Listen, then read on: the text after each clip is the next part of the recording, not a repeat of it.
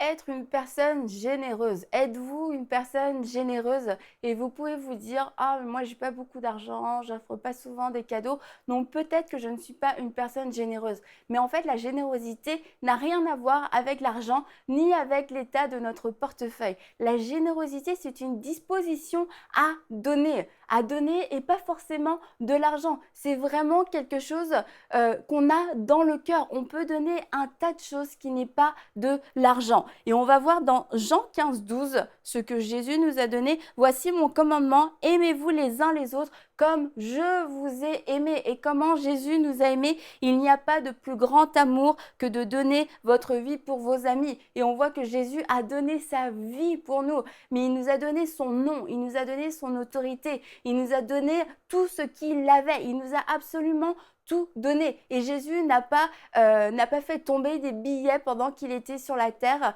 Et même quand il est mort à la croix, quand il est ressuscité, il n'a pas fait tomber de l'argent en signe de sa générosité. Non, Jésus a donné un tas de choses, mais il n'a pas donné d'argent. Par contre, il nous a donné le pouvoir de marcher sur les scorpions. Il nous a donné l'autorité, le nom au-dessus de tout nom. Il nous a donné une nouvelle identité. Alors là, on se dit, waouh, quelle personne généreuse. Et nous pouvons démontrer cette même générosité. Et c'est sûr que, comme on vient de le dire, ça ne concerne pas que les biens matériels, mais ça concerne aussi les biens matériels quand même. Donc on va juste commencer avec ce premier aspect. On va lire ça dans 1 Jean 3,16. Voici comment nous avons connu l'amour. Christ a donné sa vie pour nous. Nous aussi, nous devons donner notre vie pour les frères et pour les sœurs. Comment si quelqu'un possède les biens de ce monde, voit son frère dans le besoin et lui ferme son cœur, comment l'amour de Dieu peut-il demeurer en lui? Donc oui, ce que tu as, tu le mets à la disposition des autres. Tu le donnes pour les autres. Pourquoi? Parce que tout ce que tu as, tu te dis, c'est Dieu qui me l'a donné. Alors une personne généreuse ne regarde pas à combien elle a et à combien elle peut donner. Une personne généreuse regarde et dit, Seigneur, tout ça, c'est à toi. Tout ça t'appartient.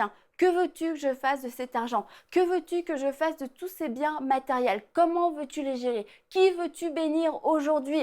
À qui veux-tu donner ces choses? Ces choses t'appartiennent. Je te laisse me dire ce que tu veux que moi j'en fasse. Je ne suis pas gestionnaire de mes propres richesses, je ne suis pas gestionnaire de mes propres biens, mais je demande à Dieu qui m'a tout donné comment faire pour les donner, pour les redistribuer. Y a-t-il un besoin ici? Y a-t-il un besoin ailleurs? Dieu, dis-le-moi parce que je vais le faire, je vais le donner. Voilà la réelle générosité. Ce n'est pas le montant, ce n'est pas l'importance du don, c'est cette disposition qui fait que Dieu va pouvoir susciter en vous un vouloir, un désir de faire des offrandes, de semer, d'aider.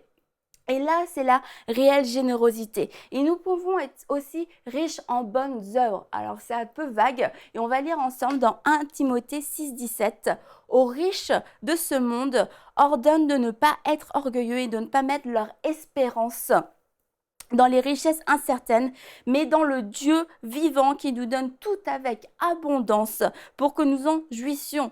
Ordonnons-leur de faire le bien. Ordonne-leur de faire le bien, d'être riches en belles œuvres, de se montrer généreux, prêts à partager. Ils s'assureront ainsi en guise de trésor de bonnes fondations pour l'avenir afin de saisir la vie éternelle. Et là, on voit que ces personnes riches, Paul demanda à Timothée de leur donner des recommandations pour savoir quoi faire, pour leur enseigner quelle était vraiment la vraie générosité, que cette richesse, que cet argent ne faisait pas d'eux des personnes généreuses et qu'encore une fois, c'était relié directement à leur cœur. Alors, comment pouvons-nous être généreux? On peut être généreux avec notre temps. On voit cette histoire du Samaritain qui s'est arrêté pour cet homme qui s'était fait malmener par des bandits. Cet homme-là, la différence, c'est pas que lui a vu parce que le sacrificateur a vu, le Lévite a vu, mais le Samaritain s'est arrêté. Il s'est arrêté, il a pris le temps de bander les plaies de cet homme-là, il a pris le temps de le mettre sur sa monture, il a pris le temps de l'amener dans une auberge. Voilà ce que cet homme a offert, voilà sa générosité. Il s'est arrêté, ça veut dire qu'il a arrêté son agenda,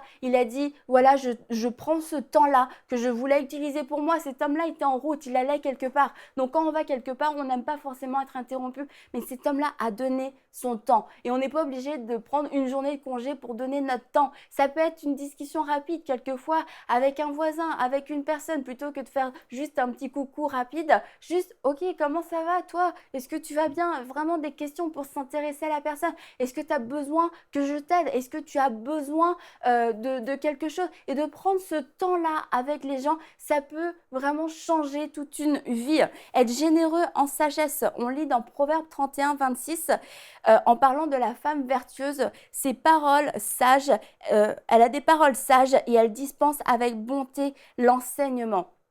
Et je vous encourage, hommes et femmes, à lire le passage sur la femme vertueuse parce que cette femme avait un cœur généreux, une personnalité généreuse dont nous pouvons tous nous inspirer, hommes et femmes. Et donc là, on peut être généreux en sagesse. On voit les gens en train de vivre des situations difficiles. Nous connaissons la situation. Nous avons comme le pouvoir entre nos mains, dans notre bouche, de pouvoir les aider. Et pourtant, on refuse de leur donner cette parole de sagesse. On leur refuse de leur donner cette éducation, cette instruction dans la bonté du Seigneur parce que quelquefois nous sommes trop égoïstes, parce qu'encore une fois on n'a pas le temps de leur dire, ou parce que quelquefois tout simplement on n'aime pas voir les autres réussir. Et puis la Bible nous dit aussi dans 1 Thessaloniciens 5:11, encouragez-vous les uns les autres. On peut être généreux en paroles d'encouragement, dire à quelqu'un c'est super ce que tu fais, vas-y continue, tu as échoué, c'est pas grave, relève-toi et tu vas pouvoir réussir la prochaine fois. Ça ne nous coûte rien. Je ne vous demande pas d'être hypocrite, mais de faire ce que la Bible dit.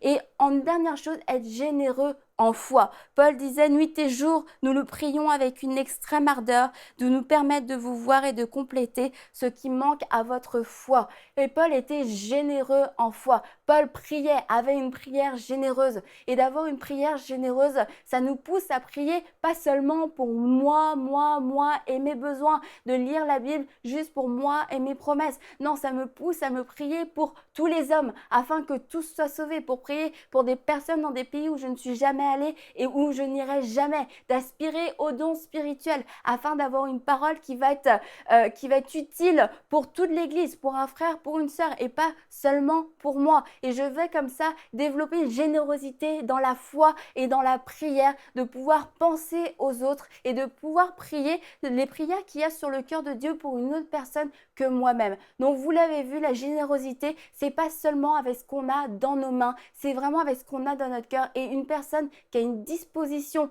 de générosité, Dieu va la remplir. Dieu va vous donner de quoi donner, et que ce soit en sagesse, en encouragement, en foi, et que ce soit aussi en argent ou en biens matériels. Si vous êtes cette personne généreuse, Dieu va vous remplir. Pour aller plus en profondeur, vous pouvez lire et télécharger la version complète de cette pensée du jour sur le site enseigne-moi.com.